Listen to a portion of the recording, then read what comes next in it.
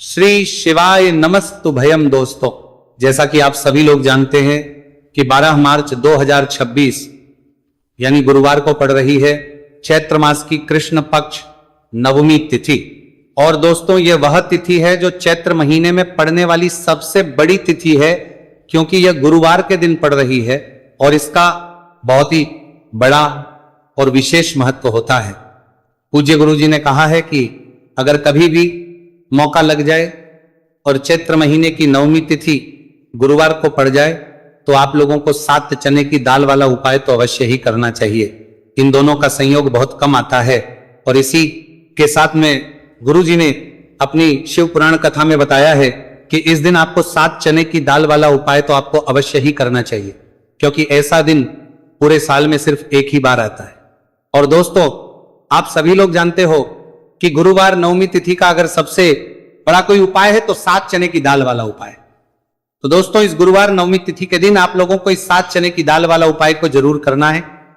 बहुत सारे लोग होंगे जिन लोगों ने इस उपाय को ना किया हो, मतलब पूरा साल निकल गया, उन्होंने किसी भी दिन इस 7 चने की दाल वाला उपाय को ना किया हो। पर दोस्तों, आपके पास एक आखिरी मौका बचा हुआ है, जो कि 12 मार्च गुरुवार नवमी तिथि के दिन है। तो इस दिन आप लोगों को इस वाले उपाय को जरूर कर लेना है। भले ही आपने महीने भर इस उपाय को ना किया हो, पर अगर आपने इस चैत्र महीने के गुरुवार नवमी तिथि के दिन अगर इस वाले उपाय को कर लिया तो आपको इस उपाय को करने का वो फल मिलेगा जिसकी आपने कभी कल्पना भी नहीं करी होगी। इसीलिए आप लोग इस वाले उपाय को एक बार जरूर कर लेना है, ताकि आप लोगों के हाथ से यह मौका ना जा सके और आपको इस उपाय को करने का फल मिल सके। दोस्तों, यह उपाय पंडित जी ने अपनी अभी की ही श्री शिव पुराण की कथा में बताया है, जिस उपाय को आज हम आपको बहुत अच्छे से समझाने वाले हैं। इस वीडियो को देखने के बाद इस उपाय को समझने के लिए आपको कोई और वीडियो को देखने की जरूरत नहीं पड़ेगी। तो चलिए दोस्तों, उपाय को शुरू करते हैं। देखिए, ये इस चैत्र महीने के गुरुवार नवमी तिथि के दिन ये इतना खास होता है, इतना महत्वपूर्ण होता है। देखा गया है कभी कभी बड़े बड़े पूजा पाठ अनुष्ठान से जो मनोकामना नहीं होते, वो चैत्र महीने के गुरुवार नवमी तिथि के दिन एक छोटे से उपाय करने से ही आपकी मनोकामना पूर्ण हो जाती है। और बहुत सारे लोगों ने इस उपाय को किया भी है और उनको इस उपाय को करने का फल भी जरूर मिला है। अगर आप लोग भी इस उपाय को करना चाहते हैं तो आप इस उपाय को पहले अच्छे से समझ लेना, सुन लेना, उसके बाद करना। आपको इस उपाय का फल जरूर मिलेगा। और इस उपाय को कर लेने से आपके घर में चाहे किसी भी प्रकार और समस्या क्यों ना चल रही हो, आपको उसका कारण भी नहीं पता है कि भाई ये समस्या किस कारण से चल रही है। उसका कुछ भी कारण हो सकता है, जैसे पितृदोष हो सकता है या किसी भी तरह का मंगल दोष भी हो सकता है। तो इस दिन आप लोगों को ये वाला उपाय कर लेना है। ये एक ऐसा उपाय है जिस उपाय को अगर किसी विशेष दिन पर किया जाए तो भाई उस विशेष दिन का जो है वह तो हमें मिलता ही मिलता है, पर हमने उस दिन पर इस उपाय को है तो हमें उससे भी बड़ा फल मिलता है और फल बहुत जल्दी मिलता है, क्योंकि आप इस उपाय को बहुत ही बड़े और विशेष दिन पर कर रहे हो। तो चलिए अब उपाय के बारे में बात करते हैं, लेकिन उससे पहले आप लोगों को यह जानना आवश्यक है कि आखिर ये उपाय किस समय करना है, किसको करना है और कैसे करना है।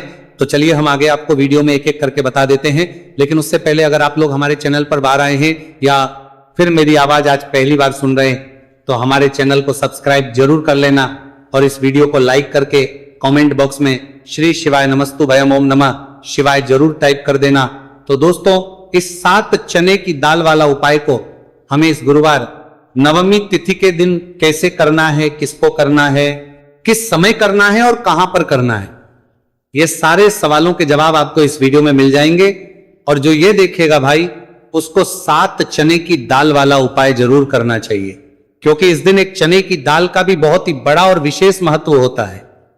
और जब बात आर करने के लिए जाए 7 चने की दाल वाला उपाय की, तो ये सोने पर सुहागा वाली बात हो जाती है और ये एक बहुत ही बड़ा उपाय हो जाता है इस गुरुवार नवमी तिथि का। तो अब दोस्तों, इस 7 चने की दाल वाला उपाय को आखिर करना किसको है, सबसे पहले हम लोग वो बात जान लेते हैं।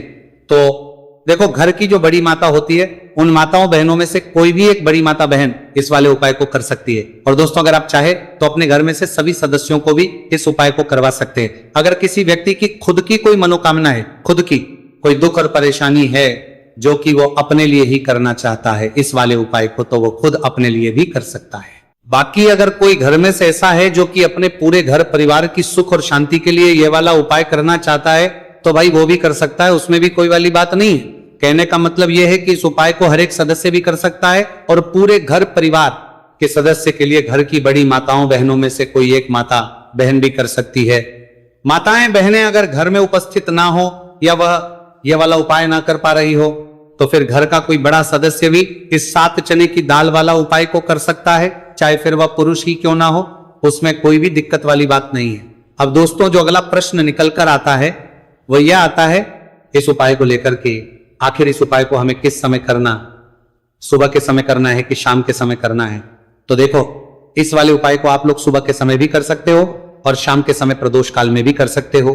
अब अगर आप पूछो कि भाई साहब सबसे उत्तम समय कौन सा रहेगा इस 7 चने की दाल वाला उपाय को करने का, तो हम आपसे बस यही कहेंगे कि इस उपाय को आप सुबह के समय करेंगे तो ज्यादा बेहतर होगा। बाकी अगर प्रदोष काल शाम के समय भी करेंगे तो भी अच्छा होगा, उसमें कोई भी दिक्कत वाली बात नहीं है। तो अब दोस्तों जो अगली सबसे बड़ी और महत्वपूर्ण बात आती है वो यह आती है कि सुबह अगर हम उपाय को करेंगे तो हमें कितने बजे से लेकर कितने बजे तक के बीच में करना है, और शाम के समय प्रदोष काल में करेंगे तो हमें कितने बजे से लेकर कितने बजे के बीच में करना है। तो देखो सुबह जितनी जल्दी हो सके आप उपाय को करने की कोशिश करना। बाकी अगर किसी कारणवश लेट भी हो जाओ, थोड़ी देर भी हो जाए तो 10 या 11 बजे तक भी आप कर लेना, पर 12 बजे से ज्यादा देरी ना हो, ठीक है, इस बात का ध्यान रखना। उसके बाद में दोस्तों अगर शाम के समय प्रदोष काल की बात करें, प्रदोष काल का जो समय है होता है वो शाम के 6 बजे से शुरू हो जाता है। मतलब शाम के 6 बजे से लेकर 7 बजे के बीच का जो समय होता है ये समय प्रदोष काल का समय होता है। तो आप इस उपाय को 7 या 8 बजे के बीच में भी कर सकते हो। मतलब शाम के 6 बजे से 8 बजे के बीच में आप कभी भी इस वाले उपाय को कर सकते हो, उसमें कोई भी दिक्कत वाली बात नहीं है। देखिए गुरु बृहस्पति को मजबूत करने से हमें हमारे जीवन में सफलता की प्राप्ति होती है। यदि हमारा किसी भी प्रकार का कार्य अटक रहा है, परिपूर्ण ही नहीं हो पा रहा है, तो हमें अपने गुरु ग्रह को मजबूत करना बहुत अधिक आवश्यक होता है। देखिए जब भी आपको ऐसा लगने लगे कि आपका जो जीवन है बहुत ही ज्यादा दुर्भाग्य के साथ बीत है, आपके कोई भी कार्य सिद्ध नहीं हो पा रहे हैं, तो जीवन में दुर्भाग्य को सौभाग्य में बदलने के लिए आपको ये चमत्कारिक उपाय करने चाहिए। तो गुरुवार की जो ये 9वीं तिथि है आपके जीवन से सारे दुर्भाग्य को दूर करने वाली है। देखिए यदि आपका गुरु ग्रह मजबूत नहीं है, गुरु ग्रह से जुड़ी किसी भी प्रकार की समस्या है, तब भी आपको यह उपाय करना चाहिए। आपके विवाह से जुड़ी किसी भी प्रकार की परेशानी है, बुद्धि ज्ञान और विवेक से जुड़ी किसी भी प्रकार की समस्या है, साथ ही साथ जीवन में सौभाग्य की प्राप्ति करना हो, जीवन से दुर्भाग्य को दूर करना हो और जीवन में यदि सफलता की प्राप्ति करना हो तो आपको ये चमत्कारिक उपाय जरूर करने हैं। देखिए आज के इस पूरे वीडियो में हम आपको 3 महा उपाय बताने वाले हैं और ये तीनों ही उपाय आपके जीवन की सारी समस्याओं को समाप्त करने वाले हैं। तो चलिए दोस्तों जान लेते हैं विशेष उपाय के बारे में। देखिए इस उपाय को करने के लिए आपको मात्र 7 चने की दाल लेनी होगी, यानी कि आपको 7 चने की दाल लेनी होगी। देखिए चने की दाल जब भी आप लेंगे तो ये कहीं से भी टूटी हुई भी खंडित नहीं होनी चाहिए, इस बात का आपको विशेषकर ध्यान रखना है। इसी के साथ में आपको एक तांबे के पात्र के अंदर शुद्ध जल लेना होगा और इसी के साथ में आपको एक स्टील की कटोरी लेनी होगी जिसमें आपको शुद्ध जल लेना है। इसी कटोरी के अंदर आपको 1 से 2 गुड़ के टुकड़े भी डाल देने हैं, यानी कि आपको गुड़ वाला जल तैयार कर लेना है। अब इन तीनों ही सामग्रियों को लेकर के आपको पहुंचना है भगवान शिव के मंदिर में। देखिए दोस्तों ये जो उपाय है आप इस गुरुवार 9वीं तिथि के दिन सुबह से लेकर के शाम तक किसी भी समय में कर सकते हैं। देखिए दोस्तों सबसे पहले तो आपके पास जो 7 चने की दाल है, इसे आपको जो आपने गुड़ वाला जल तैयार किया है उसमें आपको डालनी है। आप 7 चने की दाल भी ले सकते हैं, 11 चने की दाल भी ले सकते हैं, 21 भी ले सकते हैं, और यदि आप 41 चने की दाल लेते हैं तो बहुत ही शुभ होता है।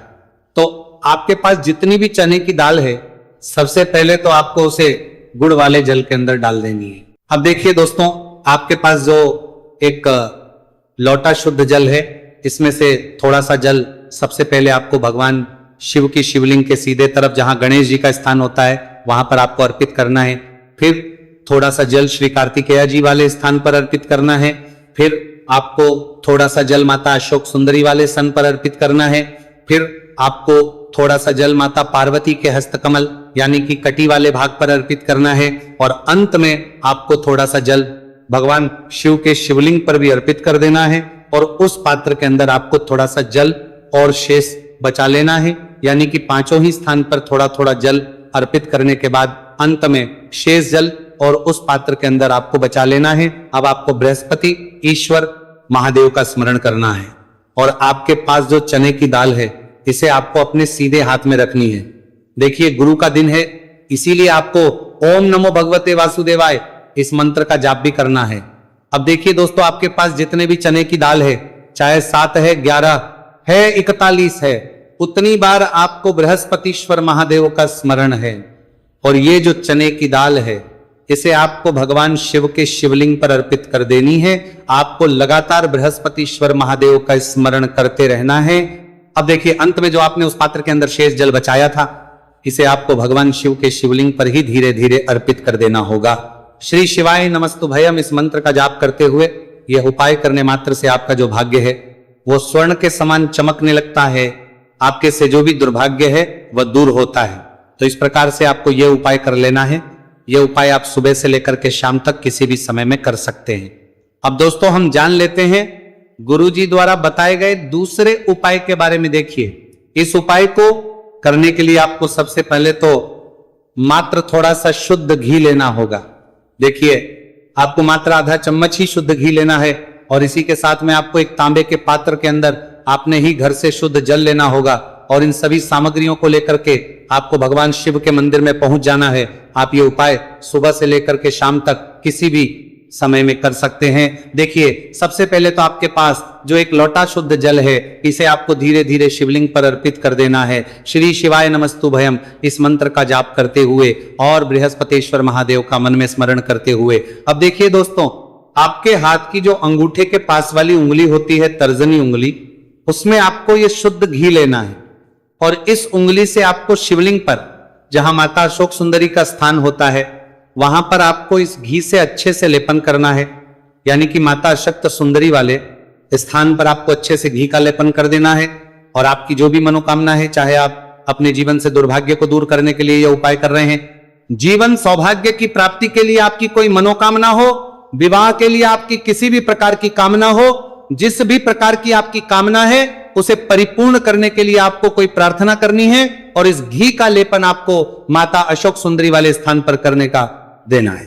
अब दोस्तों इस घी वाली उंगली को आपको कहीं भी साफ नहीं करना है, कहीं भी नहीं पहुंचना है, सीधे आपको अपने घर लेकर के आना है। और इस घी की जो पहली बिंदी इसे आपको अपने मुख्य द्वार पर लगा देनी है। और इस घी की बिंदी आप अपने घर में जहां भी आप धन रखते हैं वहां पर भी लगा सकते हैं। आपके घर में जहां कहीं भी रसोई घर है वहां पर भी आप इस घी की बिंदी को लगा सकते हैं। तो 3 जगह आप इस घी की बिंदी को लगा सकते हैं। आपके घर में कभी भी अन्न और धन की कमी नहीं होगी। और आपके घर में जो भी क्लेश होगा वह भी समाप्त हो जाएगा। तो इस प्रकार से आपको दुर्भाग्य को दूर के लिए दूसरा उपाय करना है। तो चलिए दोस्तों, अब हम जान लेते हैं तीसरे विशेष और अंतिम उपाय के बारे में। देखिए यह उपाय भी बहुत ही खास है। विशेषकर आपके भाग्य को उदय करने के लिए यह उपाय भी बृहस्पतिश्वर महादेव का ही होने वाला है। और विशेषकर आपको यह उपाय भी गुरुवार नवमी तिथि के दिन ही करना है। देखिए इस उपाय को करने के लिए आपको सबसे पहले तो एक प्यारी सी और सुंदर सी बेलपत्र लेनी होगी। बेलपत्र लेते समय ध्यान रखें कि ये कहीं से भी कटी फट्टी खंडित नहीं होनी चाहिए। यदि आपको बेलपत्र नहीं मिल पाती है तो आप शिवलिंग पर चढ़ी हुई बेलपत्र को पुनः शुद्ध जल से धो करके उसका उपयोग कर सकते हैं। इसी के साथ में आपको एक तांबे के पात्र के अंदर शुद्ध जल लेना होगा। और इसी के साथ में आपको आधा चम्मच या फिर उससे भी कम शहद लेना होगा।